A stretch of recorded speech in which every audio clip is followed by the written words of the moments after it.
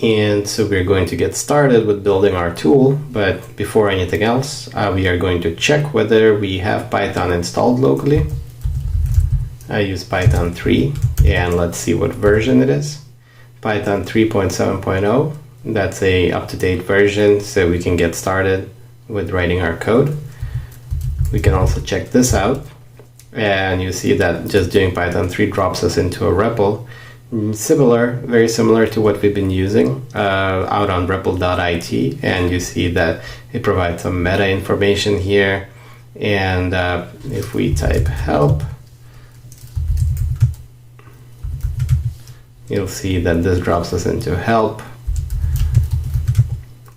and then we can look at information for various kind of things.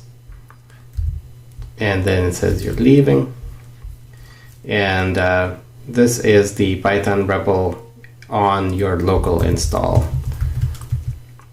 And so now we know we have Python here. We know that we have enough to get started. So then I create a directory for the tool that we're building, enter the directory, and here I'm just running a command to open my Sublime editor. And I prefer Sublime Text, but that does not mean that that's something you necessarily have to use to create this tool. And we're going to start a new file, and this will also be called Achilles, and you'll see it's achilles.py. And so this is our first line in our tool, and it'll be just the same as all of our other starts. We are going to say print hello, and then when we do this and we do achilles.py, it prints hello. So we know that things are working as expected. So beyond that, the trick that we'll look at, and when I say trick, I just mean it's a technique, is we're going to add what's called a shebang. And adding a shebang lets us use this as a script instead of having to pass it explicitly to our Python interpreter by calling Python 3. We can do something like this.